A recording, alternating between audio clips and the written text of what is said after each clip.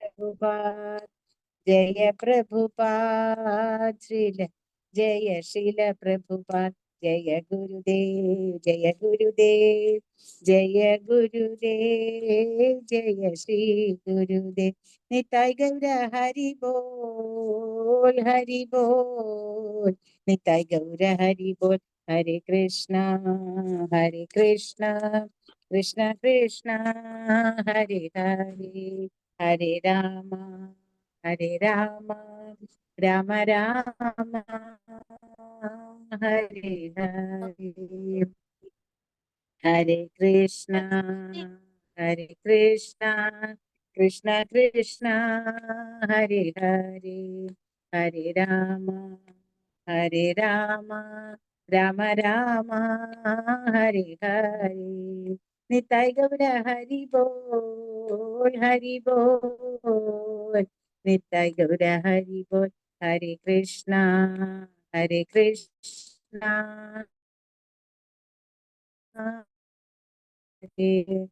हरे राम राम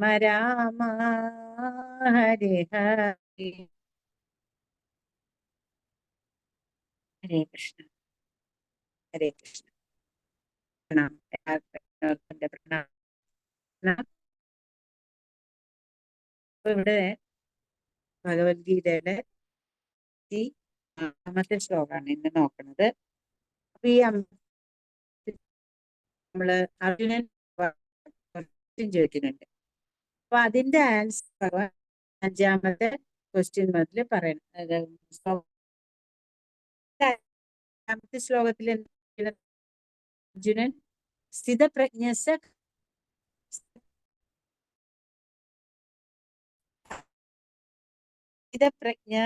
സമാധിസ്ഥസ്യ കേശവ.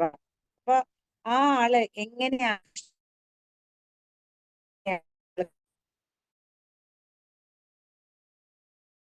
സ്ഥിതി. അപ്പൊ അദ്ദേഹത്തിനെ കുറിച്ച്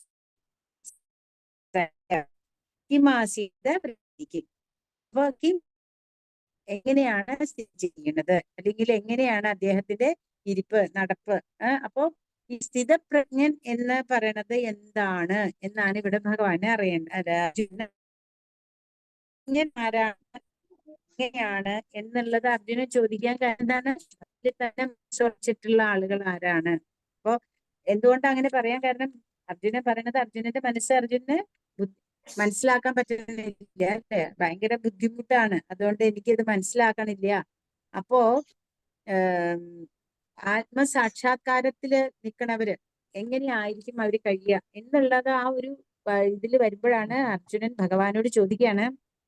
പൂർണ്ണമായും ഭഗവാനില്, അതായത് പ്രഭുപാദ നമ്മളോട് പറഞ്ഞു തരുന്നത്, പൂർണ്ണമായും കൃഷ്ണാവബോധത്തിലുള്ള ഒരാളുടെ ബുദ്ധി അല്ലെങ്കിൽ ഒരാളുടെ ചിന്തകള്, അയാളുടെ പ്രവർത്തനങ്ങള്, അയാളുടെ വാക്കുകൾ എല്ലാം എന്തായിരിക്കും എന്നാണ് അർജുനൻ ഇവിടെ ചോദിച്ചൊരു ചോദ്യം. ഒരു 2-3 ചോദ്യങ്ങളാണ് ചോദിക്കുന്നത്. അപ്പൊ അതിന്റെ കഴിഞ്ഞ ക്ലാസ്സിൽ നമ്മൾ കേട്ടിട്ടുണ്ട്. അതിനുള്ള ഉത്തരം ഭഗവാൻ പറഞ്ഞു തുടങ്ങി. അപ്പൊ ആ ആള് സ്ഥിരപ്രജ്ഞ എന്ന് പറഞ്ഞ ആളുടെ ആത്മഗതം അല്ലെങ്കിൽ അയാള് എങ്ങനെയാണ് ഇന്ദ്രിയങ്ങളെ നിയന്ത്രിക്കുന്നത് എന്നതിനെ കുറിച്ച് പറഞ്ഞു കൊടുത്തു അല്ലെ. ഇന്നത്തേല് അദ്ദേഹം എങ്ങനെയാണ് ഒരു സിറ്റുവേഷനിൽ വരുമ്പോ, ഒരു സിറ്റുവേഷൻ എന്ന് പറയുമ്പോൾ ഒരു ദുഷ്കരമായ ഒരു സമയത്ത് എന്തായിരിക്കും അയാളുടെ പ്രവർത്തനങ്ങൾ, അതാണ് ഇവിടെ അർജുനന് ഭഗവാൻ പറഞ്ഞു കൊടുക്കാൻ പോണത്. നമുക്ക് അതിനു മുമ്പ് മംഗളാചരണത്തോടുകൂടെ തുടങ്ങാം. ഓമജ്ഞാനതിമിരാന്ധസ്യ ചക്ഷുരുന്മീലിതമേന തസ്മൈ ശ്രീ ഗുരുവേ നമഃ. ശ്രീ ചൈതന്യ മനോഭീഷ്ടം സ്ഥാപിതമേന ഭൂതലേ സ്വയം രൂപകഥാ മഹ്യം ദദാതി സ്വപദാന്തികം വന്ദേഹം ശ്രീ ഗുരു ശ്രീയുതപദകമലം ശ്രീ ഗുരുൻ വൈഷ്ണവാംശ ശ്രീരൂപം സാഗരജാതം സഹഗണരഘുനാഥാന്വിതം തത്സജീവം സാദ്വൈതം സാവധൂതം പരിജന സഹിതം കൃഷ്ണ ചൈതന്യദേവം ശ്രീരാധാ കൃഷ്ണപാദാൻ സഹഗണലളിതാൻ ശ്രീ വിശാഖാന്വിതാൻ ച കൃഷ്ണ കരുണാ സിന്ധു ദീനബന്ധോ ജഗത്പദേ ഗോപേശ ഗോപികാ കാന്ത രാധാ കാന്ത നമസ്തുതേ തപ്ത കാഞ്ചന ഗൗരാംഗീ രാധേ വൃന്ദാവനേ ശ്രീ വൃഷഭാനുസുരേ ദേവി പ്രണമാമി ഹരിപ്രിയേ വാഞ്ചാകൽപതരുഭ്യശ്ച കൃപാസിന്ധുഭ്യേവ ച പതിതാനാം പാവനേഭ്യോ വൈഷ്ണവേഭ്യോ നമോ നമഃ. നമോ വിഷ്ണുപാദായ കൃഷ്ണപ്രേഷ്ഠാമിനി നാമിനി. നമസ്തേ സരസ്വതേ ദേവേ ഗൗരവാണി പ്രചാരിണി നിർവിശേഷ ശൂന്യവാദി പാശ്ചാത്യദേശതാരിണേ ജയ ശ്രീകൃഷ്ണ ചൈതന്യ പ്രഭു നിത്യാനന്ദ ശ്രീ അദ്വൈത ഗദാധര ശ്രീവാസാദി ഗൗരഭക്തവൃന്ദ. ഹരേ കൃഷ്ണ ഹരേ രാമ രാമ രാമ ഹരേ കൃഷ്ണ ഹരേ രാമ രാമ രാമ ഹരേ കൃഷ്ണ ഹരേ കൃഷ്ണ കൃഷ്ണ കൃഷ്ണ ഹരേ ഹരേ ഹരേ രാമ രാമ രാമ ഹരേ ഹരേ. ശ്രീല പ്രഭുപാദ് കി ജയ്, ശ്രീല ഗുരുദേവ് കി ജയ്. നിതായ് ഗൗര പ്രമാനന്ദേ ഹരി ഹരി ബോൽ. ഹരേ കൃഷ്ണ. എല്ലാ വൈഷ്ണവർക്കും പ്രണാമം. ഇന്നത്തെ ശ്ലോകത്തിലേക്ക് നമുക്ക് നോക്കാം. ഇന്നത്തെ ശ്ലോകം വായിക്കാറുണ്ട് മാതാജി? ചിലര് വായിക്കും ആദ്യം. ഹരേ കൃഷ്ണ ഹരേ കൃഷ്ണ കൃഷ്ണ. ശ്ലോകം അധ്യായം 2 ശ്ലോകം 56. ഗീതാ വിഷയ സംഗ്രഹം. ദുഃഖേഷു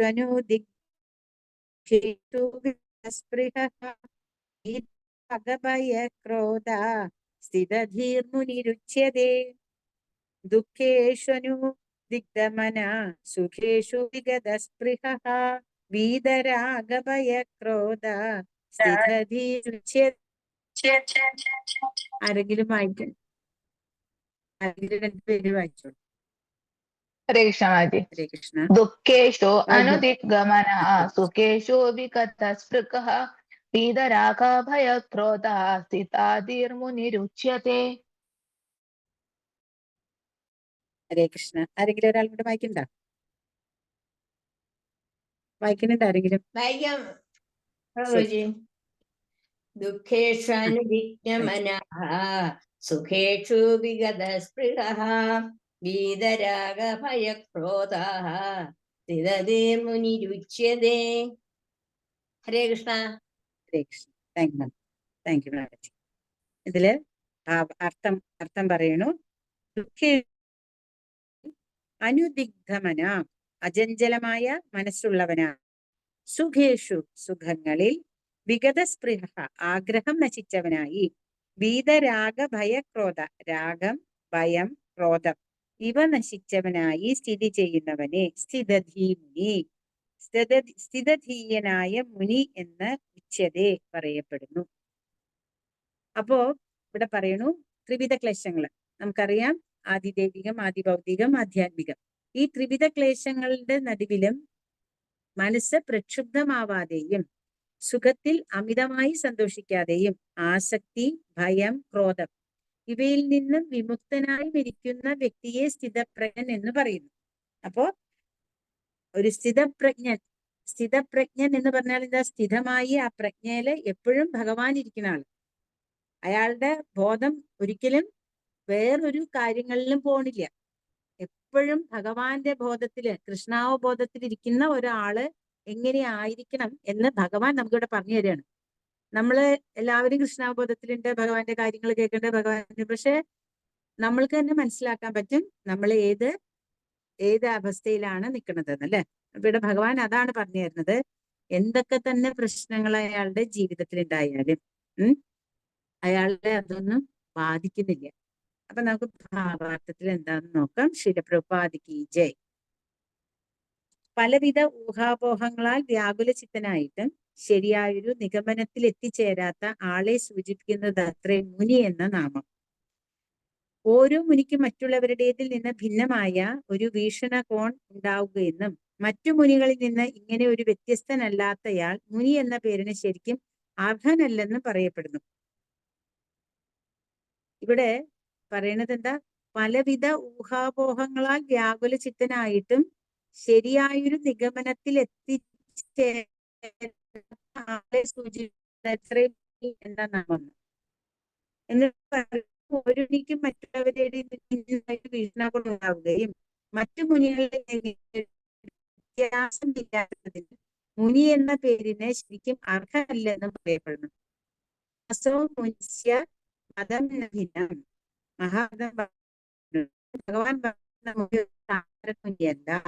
അപ്പോ മുനി എന്ന് പറഞ്ഞിട്ടുണ്ടെങ്കിൽ മൗനമായിട്ട് ഇരിക്കുന്ന ഒരാളെന്നല്ല അർത്ഥം. ഭഗവാൻ ഇപ്പോഴും ധ്യാനിച്ചിട്ടിരിക്കുക. അപ്പൊ ഊഹാപോഹങ്ങളിൽ വ്യാകുലസ്ഥനായിട്ട് ശരിയായ ഒരു നിഗമനത്തിൽ എത്തിച്ചേരാത്ത ആളെ എങ്ങനെയാ നമ്മൾക്ക് മുനി എന്ന് പറയാൻ പറ്റുക, അല്ലെ? മുനി അപ്പൊ സൂചിപ്പിച്ചത് അത്രയും മുനി എന്നാണ്.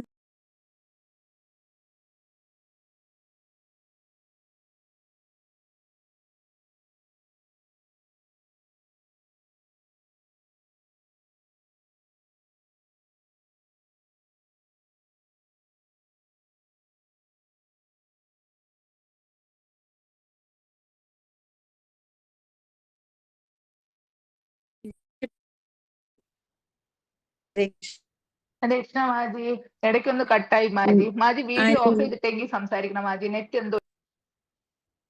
ആയിക്കോട്ടെ. ഹരേ കൃഷ്ണ. അപ്പോ ഒരു സാധാരണ ഒരു പറയാ കുറച്ച് താടി മുടിയൊക്കെ വളർത്തി അല്ലെങ്കിൽ അതിനനുസരിച്ചിട്ട് ആരോടും മിണ്ടാണ്ട് എവിടെയെങ്കിലും, അതല്ല ഇവിടെ ഭഗവാൻ ഉദ്ദേശിക്കുന്ന മുനി. ഭഗവാൻ പ്രഭുപാദം നമുക്ക് ഇവിടെ പറഞ്ഞത് സ്ഥിതധി. സ്ഥിതധി എന്ന് പറഞ്ഞാൽ ബുദ്ധി. സ്ഥിരമായിട്ട് ബുദ്ധിയിൽ എപ്പോഴും ഭഗവാനെ ചിന്തിക്കുന്ന ഒരാളാണ് ശരിയായിട്ടുള്ള മുനി. അല്ലാണ്ട് വല്ല ഊഹാപോഹങ്ങളിൽ കൂടെ ഭഗവാൻ അങ്ങനെ ആയിരിക്കും, അല്ലെ? ഭഗവാൻ ഇങ്ങനെ ആയിരിക്കും കുറിച്ചും ഭഗവാനെ കുറിച്ചും ഭഗവാന്റെ ലീലകളെ കുറിച്ചാണ്, അല്ലെ?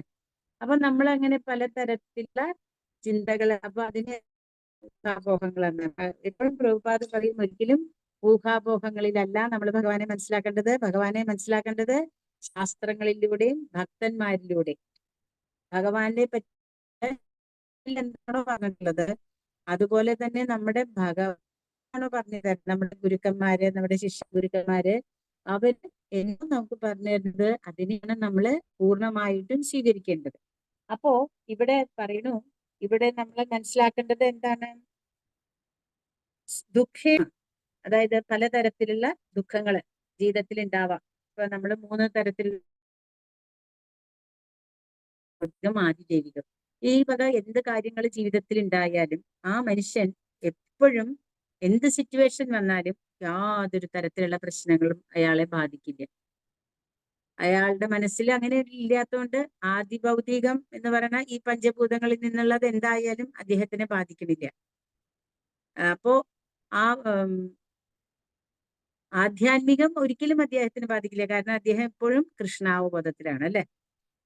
അപ്പോൾ എന്താ ഉണ്ടാവാം? ആദി ഭൗതികമായിട്ട് അദ്ദേഹത്തിന് എന്തെങ്കിലും സംഭവിച്ചാൽ കൂടെ അദ്ദേഹം അതിനെ ഭഗവാന്റെ ഇച്ഛ, അല്ലെങ്കിൽ അതെന്റെ പ്രാരാബ്ധം, നമ്മൾ ഭഗവാന്റെ ഇച്ഛയും കൂടി അല്ലാതെ. കാരണം എന്താന്ന് വെച്ചിട്ടുണ്ടെങ്കിൽ അയാൾക്ക് അത് സംഭവിക്കുമ്പോൾ അയാൾ എന്താ ചിന്തിക്കണേന്ന് വെച്ചാൽ എന്റെ പ്രാരാബ്ധം അങ്ങനെ പോയി. പ്രാരാബ്ധങ്ങളിൽ കൂടിയാണല്ലോ നമ്മൾ ഓരോരുത്തരും ജന്മങ്ങൾ എടുക്കണേ, അല്ലെ?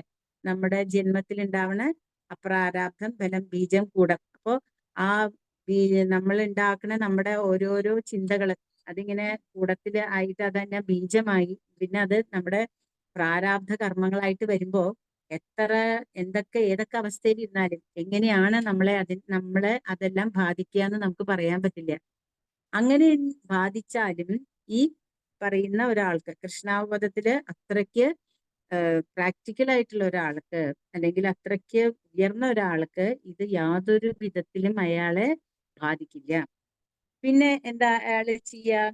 അയാള് ഈ പ്രാരാബ്ധ കർമ്മങ്ങളാണ് ഞാൻ അനുഭവിക്കുന്നത് എന്ന് പറഞ്ഞിട്ട് അയാൾ അതിനെ വിടും. സുഖേഷു, സുഖം എന്ന് പറഞ്ഞാല് ചിലപ്പോ അയാൾക്ക് ഭയങ്കര നല്ല ഫുഡ് കിട്ടിയെന്ന് വരും. ഒരുപക്ഷെ അയാൾക്ക് അങ്ങനെ ഫുഡിനോട് ഇഷ്ടമുണ്ടായിട്ടും വേണ്ട, ഇത് ഭഗവാന്റെ ഇതിലേക്ക് മാറിയ ഒരാളായിരിക്കും. അങ്ങനെയുള്ള ഒരാൾക്കായിരിക്കും നല്ല ഭക്ഷണം കിട്ടുക, അല്ലെങ്കിൽ നല്ല വസ്ത്രം കിട്ടുക, നല്ല ഒരു സ്ഥലത്ത് താമസിക്കാനൊക്കെ കൊടുത്താൽ അയാൾ അതും പ്രാരാബ്ധമായിട്ട് എടുക്കുക.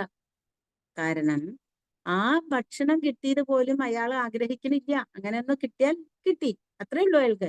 അല്ലാണ്ട് ഈ ഭക്ഷണം ഇന്ന് കിട്ടിയോണ്ട് ഇനി ഞാൻ ഇവരുടെ കൂടെ തന്നെ നിൽക്കാം, അല്ലെങ്കിൽ ഇവിടെ എവിടെയെങ്കിലും ഒന്ന് താമസിക്കാം, അപ്പൊ എനിക്ക് കുറച്ചും കൂടെ നല്ല ഭക്ഷണം കഴിക്കാമല്ലോ, അങ്ങനെ അദ്ദേഹത്തിന് ആഗ്രഹമില്ല.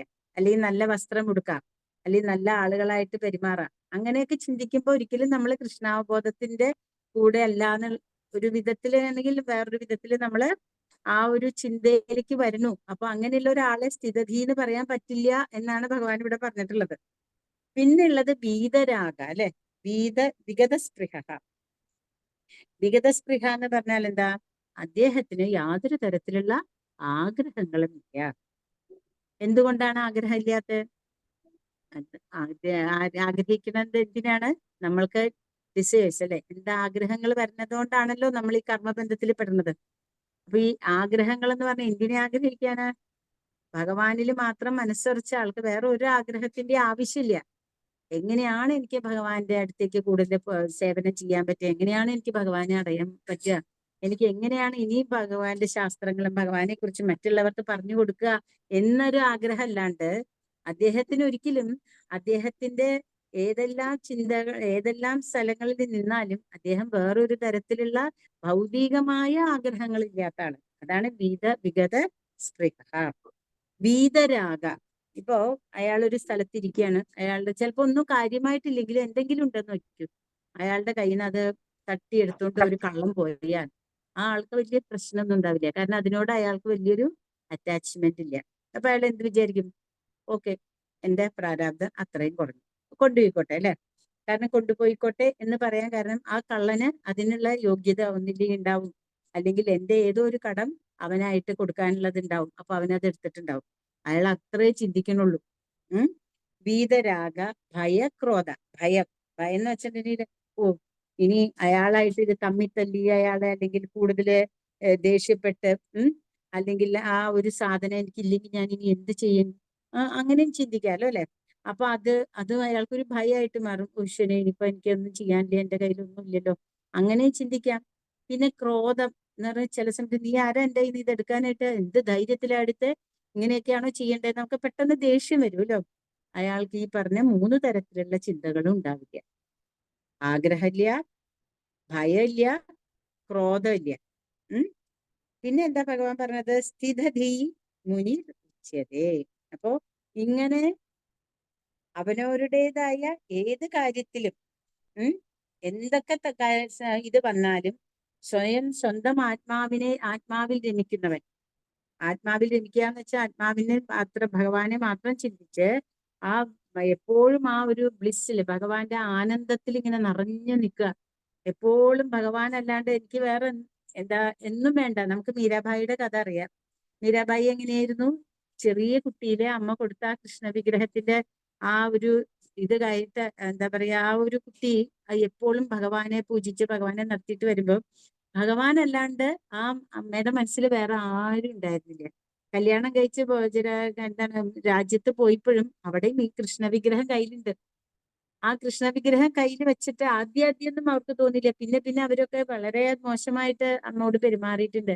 പക്ഷെ മീരാബായിക്ക് എന്തെങ്കിലും വിഷമം തോന്നിയിട്ടുണ്ടോ? കാരണം ഭഗവാനെ കണ്ടുകൊണ്ടാണ് നടക്കുന്നത് എപ്പോഴും ഭഗവാൻ അല്ലാണ്ട് ആ അമ്മയ്ക്ക് വേറെ യാതൊരു ചിന്ത ഉണ്ടായിട്ടില്ല. അപ്പൊ ഭർത്താവ് ഇങ്ങനെ കല്യാണം കഴിച്ചാൽ ഇങ്ങനെയൊക്കെ നടക്കാമോ എന്ന് ചോദിക്കുമ്പോ മീരാബായി എന്താ പറയാ? നേരത്തോ ഗിരിധർ ഗോപാല് ദൂസരാന പോയി. എനിക്ക് എന്റെ ഗിരിധര ഗോപാലൻ ഉണ്ട് ഭർത്താവായിട്ട്, ബാക്കി എനിക്ക് എന്തിനാ വേറെ ആരെങ്കിലും? എനിക്ക് വേറൊരാളില്ല ഭർത്താവ്. കാരണം ജനിച്ച മനസ്സ് എന്റെ ഭഗവാനിലേക്ക് എന്റെ മനസ്സ് കൊടുത്തു. പിന്നെ ഇനി എനിക്ക് എന്തായാലും പ്രശ്നമില്ല. വിഷം വരെ കൊടുക്കൂലേ, അത് പാലായിട്ട് മാറാണ്. അപ്പൊ ആ മീരാബായിയുടെ ആ ഒരു സ്റ്റേജ് നമുക്ക് അങ്ങനെയൊക്കെ കാണിച്ചു തരണ എന്തിനാ വെച്ചാൽ അത്രയും ഭക്തന്മാര് അങ്ങനെയാണ് ശരിക്കുമുള്ള ആ ഉറച്ച ബുദ്ധിയിലുള്ളവരെന്ന്. അപ്പൊ ആ മീരാബായിക്ക് മനസ്സില് എപ്പോഴും ഭഗവാൻ എന്നുള്ള ചിന്തയല്ലാണ്ട് അപ്പുറത്തെ വേറെ യാതൊരു തരത്തിലുള്ള ആഗ്രഹങ്ങളും ഇല്ല. എല്ലാം ഉപേക്ഷിച്ച അമ്മ ഇറങ്ങിയില്ലേ വൃന്ദാവനത്തിലെ കണ്ണനെ കാണാനായിട്ട്. ആ വൃന്ദാവനത്തിലെ കണ്ണനെ കണ്ടുകൊണ്ടിരിക്കുമ്പോഴാണ് ഒരു തവണ നമ്മുടെ ജീവഗോസ്വാമിയാണോ സനാതന ഗോസ്വാമിയാണോ ഇല്ല, അപ്പൊ മീരാബായി എങ്ങനെയാന്ന് വെച്ചിട്ടുണ്ടെങ്കിൽ ആരാണ് ഇവര് വന്നാലും മുനി അല്ലെങ്കിൽ അത് അങ്ങനത്തെ ആൾക്കാർ വന്നിട്ടുണ്ടെങ്കിൽ, ഉയർന്ന സന്യാസിമാരെ കണ്ടിട്ടുണ്ടെങ്കിൽ അവര് നമസ്കരിക്കും. അങ്ങനെ ഒരു പതിവുണ്ട് അവർക്ക്. അങ്ങനെ ഇരിക്കുന്ന സമയത്ത് ഇവിടെ ഇങ്ങനെ ഒരു പുതിയ ഒരാൾ വന്നിട്ടുണ്ട് എന്ന് പറയുമ്പോൾ അവര് അവിടെ നമസ്കരിക്കാൻ പോകുമ്പോൾ ഇദ്ദേഹം എങ്ങനെയാന്ന് വെച്ചാൽ ഒരു സ്ത്രീകളെ നോക്കില്ല. അതാണ് അദ്ദേഹത്തിന്റെ ഇത്. സ്ത്രീകൾ എന്ന് പറഞ്ഞൊരു വിഭാഗത്തിനെ പോലും അദ്ദേഹം സംസാരിക്കൂല, നോക്കൂല. വളരെയധികം അതിനൊരു അങ്ങനെ അദ്ദേഹത്തിന്റെ ഒരു ചിട്ട അതാണ്. പക്ഷെ മീരാബായി ഇതേപോലെ ചെല്ലുമ്പോ അവര് പറയും ഇല്ല, അങ്ങനെ കാണാനായിട്ട് സന്യാസി സമ്മതിക്കില്ല, അദ്ദേഹം ആരെയും കാണാറില്ല. കാരണം അവര് സ്ത്രീകളെ കാണില്ല എന്നാ പറയുന്നത്. അപ്പൊ മീരാബായി ചോദിക്കും, എന്റെ അറിവില് ആകെ ഒരേ ഒരാളെ പുരുഷനുള്ളൂ, അല്ലാണ്ട് വേറെ എല്ലാവരും സ്ത്രീകളാണ് എന്ന് പറയാണ്. അപ്പോഴാണ് അദ്ദേഹത്തിന് മനസ്സിലാവുന്നത് ഇത് സാധാരണ ഒരു സ്ത്രീയല്ല, ഭഗവാനെ അറിഞ്ഞിട്ടുള്ള ഒരു സ്ത്രീയാണ്, എപ്പോഴും ഭഗവാന്റെ ചിന്തയിൽ മാത്രം ജീവിക്കുന്നതാണ്. അങ്ങനെയുള്ള ആ മനസ്സ്, അതാണ് ഇവിടെ പറഞ്ഞത്, അങ്ങനെയുള്ള ആ ബുദ്ധി, എപ്പോഴും ഭഗവാന്റെ കാൽപാദങ്ങൾ, ആ താമര ചരണങ്ങള്, ഭഗവാന്റെ ആ താമര പാദപങ്കജങ്ങള് എപ്പോഴും മനസ്സിൽ കൊണ്ട് നടക്കണേ. കുന്തിദേവിയുടെ പ്രാർത്ഥന നമ്മൾ കേട്ടിട്ടുണ്ടല്ലേ, നമ പങ്കജനാഭായ, നമ പങ്കജമാലിനി, നമ പങ്കജനേത്രായ, നമസ്തേ പങ്കജാനി. അതായത് എപ്പോഴും ആ ഭഗവാന്റെ കാൽപാദങ്ങൾ, ആ താമര പാദങ്ങൾ നമ്മുടെ മനസ്സിൽ വരിക, എപ്പോഴും നമ്മുടെ ബുദ്ധിയിൽ അതെപ്പോഴും ഇരിക്കാനുള്ള ഒരു അനുഗ്രഹം അത് ഭഗവാൻ തരണം കേട്ടോ. ഭഗവാന്റെ കാരുണ്യാണ് അതന്നെ. അങ്ങനെയുള്ള ഒരാളെ എങ്ങനെയാണ് അയാൾ അറിയാൻ പറ്റുക? വാസുദേവ സർവമിതി സ മഹാത്മാസു ദുർലഭ. വാസുദേവനാണ് സർവം, എല്ലാത്തിലും ഭഗവാനാണ് എന്ന് പറഞ്ഞിരിക്കുന്ന ഒരാൾക്ക് മാത്രമേ ഇങ്ങനെ ചിന്തിക്കാനായിട്ട് സാധിക്കുള്ളൂ. അപ്പൊ പറയാണ്, ബോധമുദിച്ച ഒരാളെ ത്രിവിധ ക്ലേശങ്ങൾ, ദുഃഖങ്ങൾ അലട്ടുകയില്ല. ചെയ്തു പോയ ദുഷ്കർമ്മങ്ങൾ മൂലം താൻ കൂടുതൽ ശിക്ഷ അർഹിക്കുന്നുണ്ടെന്ന ബോധത്തോടെ ക്ലേശാനുഭവങ്ങളെല്ലാം ഭഗവാന്റെ കാരുണ്യമായി അയാൾ സ്വീകരിക്കുന്നു. ഇപ്പൊ നേരത്തെ പറഞ്ഞ പോലെ ഓരോന്ന് സംഭവിക്കുന്നുണ്ടെങ്കിൽ അത് അയാളുടെ പ്രാരാബ്ധം. ഈ കർമ്മങ്ങൾ കുറഞ്ഞാൽ അത്രയും കർമ്മം കുറച്ച് അനുഭവിച്ചാൽ മതിയല്ലോ. എന്തെങ്കിലും കാരണവശാൽ അടുത്ത എത്രയെങ്കിലും ജന്മങ്ങൾ വന്നാലും ഉള്ള കർമ്മങ്ങൾ മുഴുവനും തീർന്നു കഴിയണല്ലോ. അപ്പൊ അങ്ങനെ തീർന്നു പോയി എന്നുള്ള ചിന്തിക്കാനുള്ള ഒരു മനസ്സ് അദ്ദേഹത്തിന് ഉണ്ടാവും. ഭഗവാന്റെ കാരുണ്യമായി അയാൾ സ്വീകരിക്കുന്നു. ആ കരുണ കൊണ്ട് തന്റെ ക്ലേശങ്ങൾ എത്രയും ലഘൂകരിക്കപ്പെടുന്നതായി കാണുകയും ചെയ്യുന്നു. സന്തോഷാവസരത്തിൽ താൻ അതിന് അർഹനല്ലെന്ന് കരുതി അത് ഭഗവത് പ്രസാദം എന്ന് ഉറപ്പിക്കുന്നു. അപ്പോ നേരത്തെ നമ്മള് ഇതിനെ പറ്റിയാണ് പറഞ്ഞത്. അതായത് എന്തൊക്കെ തന്നെ നല്ല കാര്യങ്ങളായാലും ആഗ്രഹിക്കുന്നതിൽ കൂടുതൽ കിട്ടിയാലും അദ്ദേഹത്തിന്റെ മനസ്സിലൊരിക്കലും അതിനോടുള്ള ഒരു വല്ലാത്ത അറ്റാച്ച്മെന്റ് ഉണ്ടായിരിക്കില്ല. അതെല്ലാം എന്തായിരിക്കുന്ന അദ്ദേഹം പറയണത്? ഭഗവാന്റെ പ്രസാദം. നല്ല ഭക്ഷണം കിട്ടിയാൽ അത് ഭഗവാന്റെ അനുഗ്രഹം, നല്ല ഡ്രസ്സ് കിട്ടിയാൽ അത് ഭഗവാന്റെ പ്രസാദം. എന്ത് കിട്ടിയാലും അത് കിട്ടിയില്ലെങ്കിലും എന്താ ചിന്തിക്കുക? അതും ഭഗവാന്റെ പ്രസാദം. അതായത് എന്തെങ്കിലും കിട്ടുന്നുണ്ടല്ലോ, വായുവിലും കിട്ടുന്നുണ്ടല്ലോ, അതേപോലെ തന്നെ വെള്ളം കിട്ടൂലോ, അതെല്ലാം ഭഗവാൻ അത് മതി അതിനെ അദ്ദേഹം എന്തായിട്ട് കണക്കാക്കും? അത് അന്നൊരു വ്രതമുള്ള ദിവസമായിട്ട് കണക്കാക്കും. അല്ലാണ്ട് എനിക്ക് ഇന്നൊന്നും കിട്ടിയില്ലല്ലോ, വിശന്നിട്ട് ഇരിക്കാൻ പറ്റണില്ലല്ലോ എന്നൊന്നും അദ്ദേഹം ചിന്തിക്കില്ല. സുഖകരമായ ഒരു അവസ്ഥയിൽ എത്തിക്കൊണ്ട് കൂടുതൽ ഭഗവത് സേവനം ചെയ്യാൻ ഇടവരുന്നത് ശ്രീകൃഷ്ണന്റെ അനുഗ്രഹത്താൽ മാത്രമാണെന്ന് ഭക്തൻ മനസ്സിലാക്കുന്നു. ആ സേവനത്തിന്റെ കാര്യത്തിലാവട്ടെ അയാൾ എപ്പോഴും ധീരനാണ്. അപ്പൊ ധീരൻ എന്ന് ഭഗവാൻ നേരത്തെയും പറഞ്ഞിട്ടുണ്ടല്ലേ, ദേഹിനോസ്മിൻ യഥാദേഹി കൗമാരം തഥാ ദേഹാന്തരപ്രാപ്തി ധീരസ്തത്രന മുഹ്യതി. ധീരൻ അതായത് നമ്മളുടെ ഈ ദേഹാന്തര പ്രാപ്തിയിൽ വരുന്ന ഓരോന്നും അയാളെ അലട്ടുന്നില്ല. കാരണം എന്താ? അയാളുടെ ചിന്തകൾ മുഴുവനും ഭഗവാനിലാണ്. ഭഗവാൻ എന്താണ് എനിക്ക് വേണ്ടി നിശ്ചയിച്ചിട്ടുള്ളത്, ഞാൻ അത് ചെയ്യുന്നു, അത്രേ അദ്ദേഹത്തിനുള്ളൂ. അല്ലാതെ എന്താ പറയാ, വയസ്സായി എന്നുള്ളത് അക്സെപ്റ്റ് ചെയ്യാൻ പറ്റില്ലല്ലോ. ഇപ്പൊ നമുക്കറിയാം നമ്മുടെ നാട്ടിലൊക്കെ ഏറ്റവും കൂടുതലുള്ള ആഗ്രഹങ്ങളും പ്രശ്നങ്ങളും എല്ലാം അതുണ്ട്, കുറെയൊക്കെ അതിന്റെ ഒരു ഭാഗമാണ്. അപ്പൊ നമ്മൾ എന്താ ചെയ്യണേ? നമ്മൾ അതിൽ നിന്ന് മോചനം നേടാനായിട്ട് കൃഷ്ണാവബോധം സ്വീകരിക്കുന്നതിന് പകരം നമ്മൾ അത് ഭൗതികമായ പല കാര്യങ്ങളാണ് ചിന്തിക്കുന്നത്.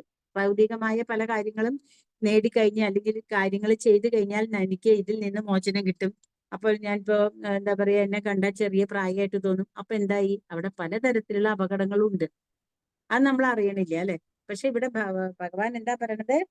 എപ്പോഴും എനിക്ക് എങ്ങനെയാണ് ഭഗവാന് കൂടുതൽ സേവ ചെയ്യാൻ പറ്റുക, എനിക്ക് ഏതൊക്കെ സിറ്റുവേഷനിൽ ഏത് സിറ്റുവേഷനെയും അതിന്റെ പോസിറ്റീവ് സൈഡ് എടുത്തിട്ട്, ഏത് സിറ്റുവേഷൻ ഇപ്പൊ ഒരു വണ്ടിയിൽ പോയിക്കൊണ്ടിരിക്കുകയാണ്, നമുക്ക് പ്രത്യേകിച്ച് ഇപ്പൊ സംസാരിക്കാനൊന്നും അധികം ഇല്ല. കാരണം ഭഗവാന്റെ കാര്യമില്ലാണ്ട് വേറെ ഒന്നും പ്രജൽപ്പങ്ങളാണ് അല്ലെ, വേറെ ഒന്നും വെറുതെ ഇങ്ങനെ സംസാരിക്കാന്ന് പറഞ്ഞത് പ്രജൽപ്പങ്ങളാണെന്നാണ് പറയുന്നത്. അപ്പൊ അങ്ങനെയുള്ള കാര്യങ്ങളൊന്നും നമുക്ക് ഇൻട്രസ്റ്റ് ഇല്ലാന്നുണ്ടെങ്കിൽ എപ്പോഴെങ്കിലും അറിയാണ്ട് പോലും ഇപ്പൊ നമ്മുടെ ഗോപിക്കുറി കണ്ടു, അല്ലെങ്കിൽ നമ്മുടെ കഴുത്തിലെ മാല കണ്ടു, അപ്പൊ അവര് ആള് ചോദിക്കാണ്, നല്ല ഭംഗിയുണ്ടല്ലോ ഈ മാല, ഇതെന്ത് മാലയാ? അപ്പൊ നമുക്ക് തുളസി മാലയാണ്. പിന്നെ നമുക്ക് പറയാൻ പറ്റും തുളസി മാല ഇട്ടാൽ എന്താ ഗുണം. അയാൾക്ക് കുറച്ച് ഇൻട്രസ്റ്റ് ഉണ്ട് എന്ന് കണ്ടാല്, കാരണം ഇൻട്രസ്റ്റ് ഉള്ളപ്പോഴാണല്ലോ ചോദിക്കുക. അപ്പൊ നിങ്ങൾക്ക് അടുത്തുള്ള ഒരു കടയില് എവിടെ എന്തെങ്കിലും കിട്ടാൻ സാധ്യതയുണ്ടോ എന്ന് ചോദിക്കുകയാണെങ്കിൽ നമുക്ക് പറഞ്ഞു കൊടുക്കാം. എന്നിട്ട് കൃഷ്ണാവബോധമാണ്, ഇന്ന ദിക്കില് വരണം. അപ്പൊ എന്തായി, നമുക്ക് ഭഗവാനെ പറ്റി പറയാനായിട്ടുള്ളൊരു ചാൻസ് അവിടെ കിട്ടി. അപ്പോ ഏതെല്ലാം സ്ഥലത്ത് നമ്മൾ എവിടെയെല്ലാം പോയാലും എങ്ങനെയെല്ലാമാണ് നമുക്ക് ഭഗവാനെ കുറിച്ച് പറഞ്ഞു കൊടുക്കാൻ പറ്റുക, അങ്ങനെ അയാള് എപ്പോഴും കർമ്മത്തില്, ഭഗവാന്റെ കർമ്മത്തില്, കർമ്മയോഗത്തില് ഇരിക്കുമ്പോ അങ്ങനെയുള്ള ഒരാളെ നമുക്ക് എന്താ പറയാൻ പറ്റുക? ധീരൻ. അയാൾ എന്താണ് ചെയ്യുക? അയാള് എല്ലാത്തിൽ നിന്നും വിരക്തി, അയാൾക്ക് ആസക്തി ഇല്ല, ശക്തി വിരക്തി. അതായത് അയാള് ഒന്നിനെ കുറിച്ചും വേവലാതിയും പെടുന്നില്ല, ഒന്നിനെ കുറിച്ചും ആഗ്രഹിക്കുന്നില്ല. വിഷയങ്ങളെ സ്വാർത്ഥപൂർത്തിക്കായി സ്വീകരിക്കുന്നതാണ് ശക്തി. അത്തരം ശക്തി ഇല്ലായ്മയെ വിരക്തി എന്ന് പറയുന്നു. അപ്പൊ അയാൾക്ക് ആസക്തി എന്ന് പറയുന്നത് അല്ലാത്ത ആഗ്രഹം. പക്ഷെ അല്ലാണ്ട് വിഷയങ്ങളെ എന്താ ചെയ്യണത്?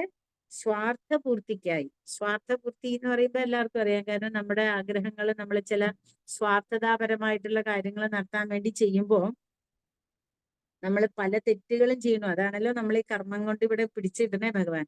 അപ്പൊ നമ്മൾ ആലോചിച്ച് നോക്കൂ, നമ്മൾക്ക് പലതരത്തിലുള്ള മനുഷ്യവർഗങ്ങളും അല്ല മനുഷ്യരും അതേപോലെ തന്നെ പലതരത്തിലുള്ള ജന്തുവർഗങ്ങളും നമ്മൾ കണ്ടിട്ടുണ്ട്, മരങ്ങൾ കണ്ടിട്ടുണ്ട്.